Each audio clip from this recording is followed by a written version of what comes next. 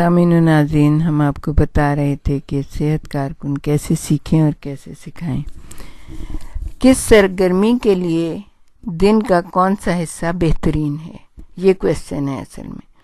تو اس کے لیے پوائنٹ دیے گئے ہیں، 4 پوائنٹ ہیں کہ صبح سویرے کا وقت باغبانی اور جسمانی کام کرنے کے لیے اچھا ہوتا ہے کیونکہ اس وقت اتنی گرمی نہیں ہوتی ہے. صبح کا وقت سنجیدہ مضامین کی کلاسوں کے لیے اچھا ہے جن میں غور و فکر کی ضرورت ہوتی ہے. اس وقت ہر فرد تازہ دم ہوتا ہے اور سیکھنا چاہتا ہے.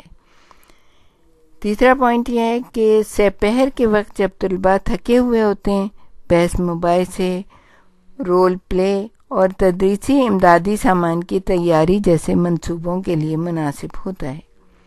چوتھا کیا ہے کہ سلائیڈ اور فلم اسٹرپس دکھانے کے لیے شام کا وقت بہترین ہے. یہ وقت علاقے کے لوگوں سے ملاقات کے لیے مناسب ہے جو سارے دن مصروف ہوتے ہیں. اب ہم آپ کو یہ بتائیں گے کہ روزانہ یا ہفتے میں ایک بار یہ چیز ہونی چاہیے. اس کے بھی 4 پوائنٹ ہیں کہ وہ مضامین جن میں بہت سا مواد ہوتا ہے اور بہت وقت کی ضرورت ہوتی ہے جیسے احتیاطی، علاجی طب اور کلینک کی پریکٹس روزانہ شامل کیے جانے چاہئیں. حوالے کے لیے کتاب جیسے جہاں ڈاکٹر نہ ہو وہ بھی آپ کے سامنے پیش کریں گے. دوائیں استعمال کرنے کا طریقہ ہفتے میں 1 یا 2 بار اس طرح سکھانا چاہیے کہ اس سے زیادہ مضامین سمجھ میں اچھی طرح سے آ جائیں. پھر تیسرا ہے کہ جتنی جلدی ہو سکے کنسلٹنٹ یا معائنے کے نظر ثانی کے اجلاس ہونے چاہئیں. کسی کنسلٹنٹ کو بلائیں اور ان سے ڈسکس ہو اور ان سے باقاعدہ بات چیت کر کے مسائل کے حل کو تلاش کیا جائے. چوتھا ہے کہ علاقے کے دورے ایسے اوقات میں ہونے چاہیے جب لوگوں کے گھر پر موجود ہونے کا امکان ہو.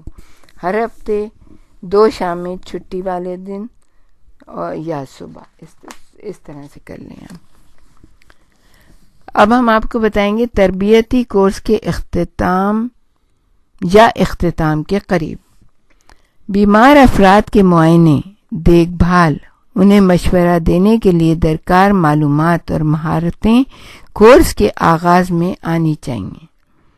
مقامی آبادی میں پڑھانے اور گاؤں میں تھیٹر کے کھیل دکھانے جیسی سرگرمیاں کورس کے بعد کے حصے میں رکھنی چاہیے جب طلباء کے پاس معلومات اور خود اعتمادی آ چکی ہو. ان سرگرمیوں کی منصوبہ بندی اور مشق پیشگی کر لینی چاہیے.